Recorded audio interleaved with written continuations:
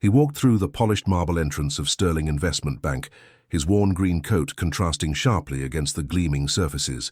Harold Mitchell clutched a small wooden box close to his chest, his weathered hands trembling slightly, not from fear but from the cold morning air that still clung to his 72-year-old frame. The reception area buzzed with the quiet efficiency of wealth.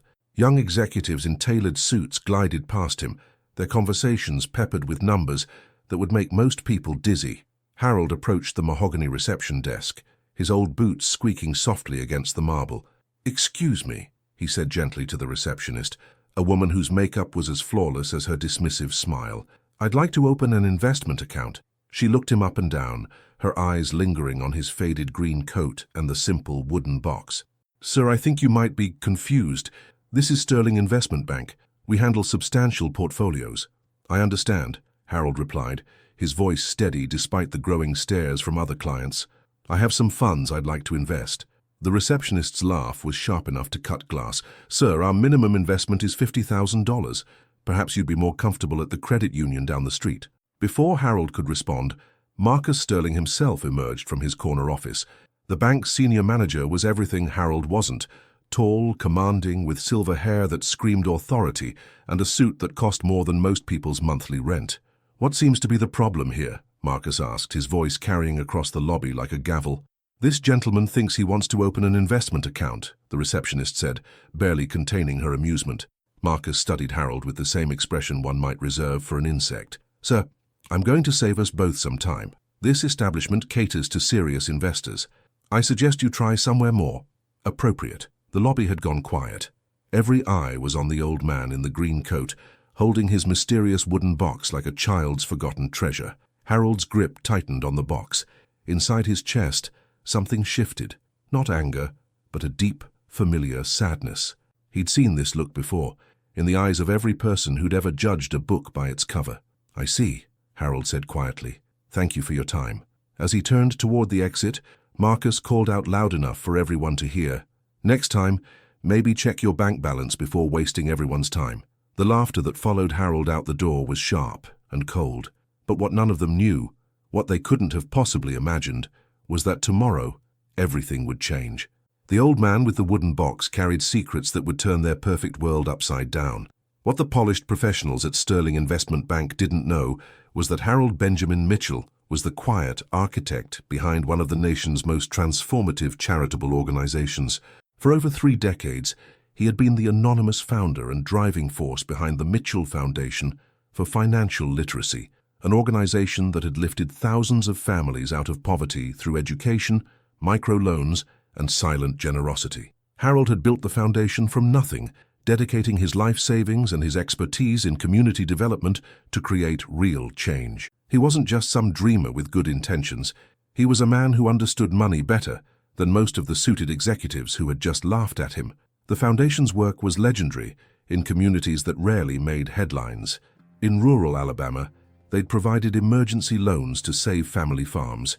In Detroit, they'd funded job training programs that gave factory workers new careers when the plants closed. In small towns across America, Harold's foundation had quietly prevented foreclosures, funded college educations, and taught financial literacy to anyone willing to learn. One case particularly close to Harold's heart involved Maria Santos, a single mother of 3 in Phoenix. When her husband died in a construction accident, leaving her with medical debt and no savings, most institutions turned her away. The Mitchell Foundation didn't just give her emergency funds. They taught her bookkeeping skills, helped her start a small cleaning business, and provided business mentorship for 2 years. Today, Maria employs 12 people and has never forgotten the foundation that believed in her when no one else would. Harold had personally visited Maria's neighborhood, not as a benefactor seeking recognition, but as a volunteer teacher. He'd spent Saturday mornings in community centers, teaching basic financial planning to families who'd never had anyone explain compound interest or the importance of emergency funds. He'd done this work wearing the same green coat he'd worn to the bank, because comfort and authenticity mattered more to him than appearances. The wooden box he carried everywhere contained more than just documents. It held thank you letters from families whose lives had been transformed, photos from graduation ceremonies he'd quietly funded, and business cards from small entrepreneurs who'd grown into successful business owners with the foundation's guidance. But Harold's approach was different from typical philanthropists. He insisted on anonymity, not out of false modesty, but because he believed that help should come without strings attached. Recipients of the foundation's aid knew they were being helped by the Mitchell Foundation, but they never knew that the elderly man teaching financial literacy classes in their community center was the same person who'd saved their home from foreclosure. His late wife, Eleanor, had been his partner in this mission. As a retired nurse, she'd understood the daily struggles of working families. Together, they'd developed programs that addressed not just financial emergencies, but the root causes of financial instability. Eleanor had passed away 2 years ago, but Harold continued their work with the same quiet determination that had always defined him. The irony wasn't lost on Harold that he'd just been dismissed from a bank for appearing poor, when his foundation had a larger endowment than most community banks. He'd donated anonymously to scholarship funds, disaster relief efforts, and medical research, often giving so much that he lived more modestly than he could afford because he believed wealth was meant to be shared, not displayed. As Harold walked home from the bank, the wooden box tucked securely under his arm, he passed a small cafe where he'd once helped the owner restructure a loan to avoid bankruptcy. The woman behind the counter smiled and waved, never knowing she was greeting the man who'd saved her business. This was Harold's true wealth, not the zeros in his accounts, but the lives he'd touched, the dreams he'd made possible, and the quiet revolution he'd started in communities across the country. In the days following his humiliation at Sterling Investment Bank, Harold continued his daily routines as if nothing had happened. But the world around him was shifting in ways no one could have predicted. At the small corner cafe where Harold had his morning coffee, Sarah Chen noticed something unusual. Every Tuesday for the past month, someone had been leaving anonymous envelopes with exactly the amount needed to cover the medical bills for her elderly customers who struggled to afford both coffee and medication. The donations always came with simple notes. For those who've earned their rest. Sarah had installed a small security camera, hoping to identify her mysterious benefactor, but the angle never quite captured the donor's face, only the sight of weathered hands in worn wool gloves and the corner of a familiar green coat. Whoever it is, Sarah confided to her regular customers, they know exactly who needs help and exactly how much they need. It's like they've been watching over this neighborhood for years. 3 blocks away at Jefferson Elementary School, Principal Dorothy Williams was experiencing her own mystery. For the past 5 years, an anonymous donor had been covering school lunch debts for children whose families couldn't afford the program. The donations always arrived at exactly the right time, just before the district would have been forced to deny meals to struggling students. The donor's method was always the same: a simple envelope slipped under her office door, containing exact change and a note that read, "Every child deserves to learn without hunger." Dorothy had tried everything to identify the benefactor, even staying late to catch them in the act, but somehow they always managed to deliver the envelopes without being seen. What Dorothy didn't know was that Harold had been volunteering as a crossing guard at her school for 6 years, arriving early every morning to help children safely cross the street. He'd learned which families were struggling simply by listening: children who mentioned skipping breakfast, who worried aloud about lunch money, who carried the quiet shame of poverty that adults often missed. Meanwhile, at Sterling Investment Bank, Marcus Sterling was beginning to notice unsettling patterns in his own professional world. 3 major clients had recently mentioned, in casual conversation, their involvement with something called the Mitchell Foundation for Financial Literacy. Each had spoken with unusual reverence about the organization's work. "Most transformative investment I've ever made," one client had said. "This foundation, they don't just throw money at problems. They actually solve them." Marcus had made a mental note to research the organization, thinking it might be a good networking opportunity. But every time he tried to find information about the foundation's leadership, he hit dead ends. The organization was remarkably private about its benefactors and decision-makers. At the local community center, where Harold had been teaching financial literacy classes for 8 years, attendance was growing. Word was spreading through neighborhoods that the Tuesday evening classes were somehow different from typical financial advice seminars. "The teacher, he doesn't talk down to us," explained Janet Rodriguez, a working mother who'd been attending for 3 months. "He knows what it's like to stretch a dollar, to worry about next month's rent.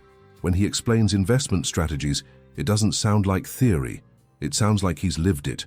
What Janet and the other students didn't realize was that Harold tailored every lesson based on real situations he'd encountered through his foundation's work. When he talked about emergency funds, he thought of Maria Santos. When he explained the dangers of predatory lending, he remembered the dozens of families his foundation had helped escape debt traps. The community center's director, Robert Kim, had been trying for months to convince Harold to accept payment for his teaching. "We have budget for instructor fees," Robert insisted. "You're one of our most popular teachers." But Harold always declined, saying simply that seeing people learn was payment enough. What Robert didn't know was that Harold's foundation had been quietly funding the community center's adult education program for over a decade. As Harold walked through his neighborhood each evening, he passed families whose lives had been touched by his work, though they'd never know it. Children playing in yards because their families hadn't lost their homes to foreclosure. Small businesses thriving because of microloans and financial education. Senior citizens sitting on porches because medical debt hadn't forced them into inadequate housing. The old man in the green coat had become an invisible thread holding his community together, recognized by everyone but known by no one. But recognition was coming, whether Harold wanted it or not. And when it arrived, it would change everything. The truth began to unravel on a Wednesday morning when investigative journalist Linda Martinez received an anonymous tip that would change everything. Someone had sent her financial documents suggesting that one of the city's most mysterious philanthropic organizations had connections to a local neighborhood, specifically to an elderly man who'd been quietly teaching financial literacy classes at the Jefferson Community Center. Linda had been investigating charitable organizations for months, following money trails and seeking stories about genuine impact versus organizational overhead. The Mitchell Foundation for Financial Literacy kept appearing in her research as an anomaly, an organization that seemed to achieve extraordinary results with minimal administrative costs and maximum community impact. Her source, a former bank employee who'd grown troubled by wealth inequality, had provided copies of donation records dating back 15 years. The pattern was remarkable, consistent, substantial donations flowing from personal accounts registered to one Harold B. Mitchell, totaling well over $12 million in charitable giving. "This guy's been giving away a fortune," Linda murmured to her editor, spreading documents across her desk. "But there's no public record of him. No society pages, no charity galas, no naming rights on buildings. It's like he's been intentionally invisible." Linda's investigation led her to the Jefferson Community Center, where she sat in on Harold's Tuesday evening financial literacy class. She watched as the elderly man in the worn green coat explained compound interest to a room full of working parents, speaking with the kind of practical wisdom that only comes from real experience. After class, Linda approached Harold carefully. "Mr. Mitchell? I'm Linda Martinez from the Tribune. I'd love to speak with you about your community work." Harold's hands tightened on his wooden box. He'd spent decades avoiding exactly this moment. "I think you might have me confused with someone else." But Linda had done her homework. "Sir, I have records showing that Harold Benjamin Mitchell has donated over $12 million to charitable causes in this city alone. I have bank records, foundation documents, and testimonials from hundreds of people whose lives have been changed by your generosity."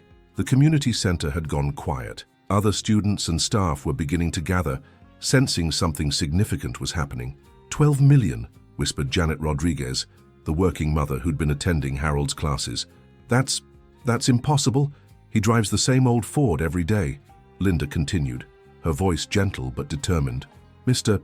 Mitchell, I've spent 3 weeks tracking your foundation's impact. The Santos family in Phoenix, you didn't just save their business. You mentored Maria for 2 years. The Riverside Elementary Lunch Program, you've been funding it anonymously for 5 years. The community center's adult education budget, it's been sustained entirely by your donations. Before you go on this incredible journey with us, I need to ask, have you subscribed to our channel yet? Because what I'm about to share will restore your faith in humanity, and I promise you won't want to miss stories like this. Hit that subscribe button and the notification bell, because these stories matter now more than ever." Harold stood frozen, the weight of 30 years of carefully maintained anonymity crumbling around him. The wooden box in his hands suddenly felt heavier than ever. Robert Kim, the community center director, was staring at Harold with new understanding. "You're not just a volunteer teacher. You've been funding everything, the computer lab, the job training programs, the after-school care, the crossing guard. added Dorothy Williams, who'd arrived after hearing about the commotion. "You've been our volunteer crossing guard for 6 years, but you've also been the anonymous donor covering our students' lunch debts." Linda opened her tablet and began reading. The Mitchell Foundation for Financial Literacy has provided emergency assistance to over 3,000 families, funded education for 847 students, prevented 234 home foreclosures, and provided business loans that created over 1,200 jobs. The foundation's success rate for loan repayment is 97%, higher than most commercial banks. Sarah Chen from the Corner Cafe pushed through the growing crowd. "The medical bill donations," she said breathlessly. "The Tuesday envelopes. That's been you." Harold's carefully constructed world of anonymity was dissolving before his eyes. People he'd helped unknowingly for years were suddenly seeing him clearly for the first time. "Why?" asked Janet Rodriguez, tears starting to form. "Why hide it? Why not take credit for helping so many people?" Harold was quiet for a long moment, his weathered hands still clutching the wooden box. When he finally spoke, his voice carried the weight of decades of purpose.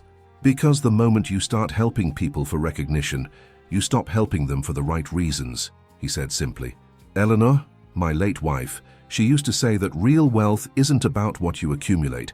It's about what you give away when no one's watching." The crowd had grown larger. Word was spreading through the neighborhood that their quiet crossing guard, their patient teacher, their invisible benefactor, was the same person who'd been quietly holding their community together for decades. Linda Martinez realized she wasn't just witnessing the unveiling of a story. She was watching a community discover that the man they'd seen as ordinary was actually extraordinary. And somewhere across town, at Sterling Investment Bank, Marcus Sterling was about to learn that the confused old man he'd humiliated was worth more than most of his wealthy clients combined. By Thursday morning, Linda Martinez's story had exploded across local and social media. The Invisible Millionaire, how one man quietly donated $12 million while living like everyone else, became the most shared article in the Tribune's history. The story included photos of Harold at the community center, testimonials from families he'd helped, and a detailed breakdown of the Mitchell Foundation's remarkable impact. But what caught everyone's attention was the final paragraph describing Harold's recent humiliation at Sterling Investment Bank. Marcus Sterling arrived at work to find his assistant looking uncomfortable. "Sir, there are reporters outside and, well, there's something you need to see." Marcus read Linda's article twice, his face growing paler with each paragraph. The confused old man he'd mocked in front of a lobby full of clients was being hailed as one of the city's greatest philanthropists. Worse, the article included a detailed account of Tuesday's incident, painting Marcus as the arrogant banker who'd humiliated a man worth millions. "Get our PR department on this immediately," Marcus barked, "and find out everything we can about this Harold Mitchell." But the damage was already spreading beyond Marcus's control. The story had been picked up by national news outlets, and the Sterling Bank shame was trending on social media. Videos of similar incidents were emerging, wealthy individuals sharing their own experiences of being judged by appearance. At the community center, Harold found himself surrounded by a different kind of attention than he'd ever wanted. Local officials, fellow philanthropists, and grateful families were all seeking him out. The small wooden box that had once held his secrets now sat openly on the community center's main table, its contents finally revealed. Inside were thank you letters from children whose college educations he'd funded, business licenses from companies that had grown from his microloans, medical receipts he'd quietly covered, and photographs from graduations, business openings, and family celebrations that his generosity had made possible. "Mr. Mitchell," said Mayor Patricia Hendricks, who'd arrived with a small entourage of city officials, "we had no idea one of our citizens had been doing such extraordinary work. The city would like to honor you." "That's very kind," Harold interrupted gently, "but I'd prefer if we focused on the work instead of me. There are still families who need help, still children who go to bed hungry, still dreams that need funding." Dorothy Williams stepped forward with a folder thick with documents. "Harold, I've been thinking about something. Every Tuesday you volunteer as our crossing guard. Every Tuesday mysterious donations appear under my door. You've been protecting our children in the morning and feeding them in the afternoon." The crowd murmured with appreciation, but Harold seemed uncomfortable with the attention. "Children shouldn't have to worry about lunch money," he said simply. "They should worry about learning and playing and being kids. Meanwhile, at Sterling Investment Bank, the situation was deteriorating rapidly. 3 major clients had called to close their accounts, citing the bank's treatment of Harold Mitchell. The receptionist who'd laughed at Harold had been quietly reassigned to back-office duties, and Marcus was facing questions from the bank's board of directors. When Harold finally arrived at the bank later that afternoon, not to open an account, but to address the growing crowd of supporters and media, Marcus Sterling was waiting with a prepared statement and a forced smile. "Mr. Mitchell," Marcus began, his voice carrying across the marble lobby where he'd humiliated Harold just days before, "Sterling Investment Bank would be honored to offer you our premium services. We obviously misunderstood your situation." Harold stood in the same spot where he'd been mocked, still wearing the same green coat, still carrying the same wooden box. But now the lobby was filled with people who knew his true worth. "Mr. Sterling," Harold said quietly, his voice carrying easily in the silent space, "I didn't come here to open an account. I came because I wanted you to understand something." He opened the wooden box and pulled out a photograph. Maria Santos standing in front of her successful cleaning business, surrounded by her employees. "This woman lost everything when her husband died. Your bank wouldn't give her a business loan because she didn't look like your typical entrepreneur." Harold placed the photo on Marcus's desk. "My foundation gave her a chance. Today, her business employs 12 people and generates over $300,000 in annual revenue. She's paid back every penny with interest, and she's contributed more to this community than most of your wealthy clients." The crowd pressed closer as Harold continued. "You judged me by my coat, my age, my appearance.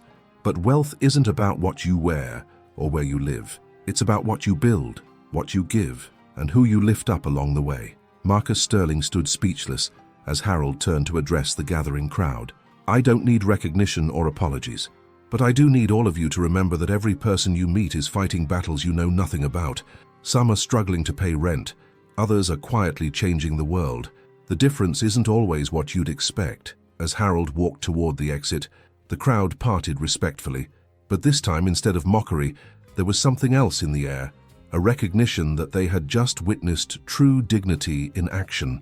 Marcus Sterling watched from behind his polished desk, finally understanding that he had encountered something rare, a man whose worth couldn't be measured by any account balance, because his true wealth lived in the lives he'd touched and the community he'd quietly built. 3 months later, Harold Mitchell continued his daily routines, much as he always had. He still drove the same old Ford to the community center, still wore his comfortable green coat, and still carried his wooden box, though now people recognized both the man and what the box represented. The Mitchell Foundation for Financial Literacy had received a surge of support following Linda Martinez's story. New volunteers arrived weekly, inspired by Harold's model of quiet service. Donations poured in from people who wanted to contribute to an organization that achieved real results without bureaucratic overhead. But Harold insisted that the foundation's work remain focused on communities rather than publicity.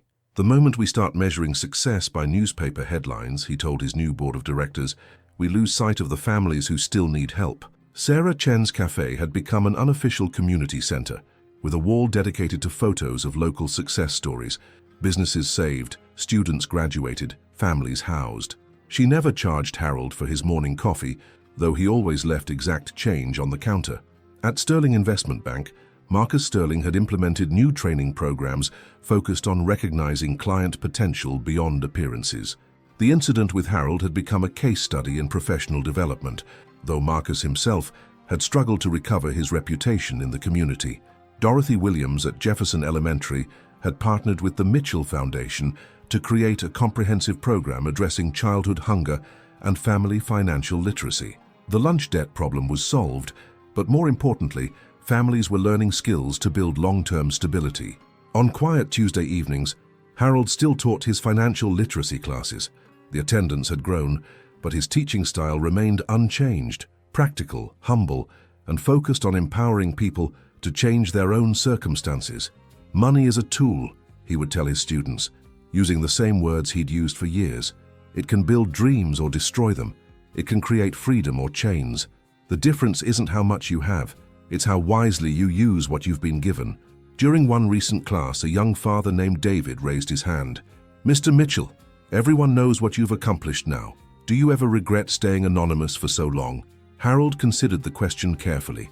his weathered hands folding over the wooden box that had become a symbol of hidden generosity. I think about Eleanor, my late wife, and what she'd say. She believed that the most important work happens when no one's watching. Recognition is nice, but it was never the point.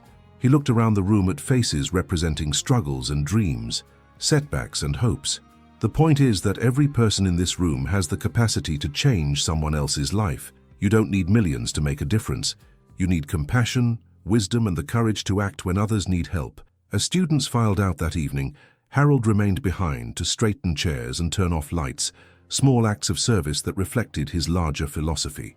Outside, the neighborhood continued its quiet transformation, one family at a time, one lesson at a time, one act of unexpected kindness at a time. The wooden box sat on the table, no longer holding secrets, but serving as a reminder that true wealth lives not in what we accumulate, but in what we give away when no one else is watching. In a world quick to judge by appearances, Harold Mitchell had proven that the most valuable treasures often come in the most humble packages. And perhaps most importantly, he'd shown that the power to change lives doesn't require recognition. It only requires the decision to care about something larger than yourself. If you found yourself moved by Harold's story of quiet generosity, there's another tale I need to share with you, one about a janitor whose small act of kindness revealed something extraordinary about the nature of true success.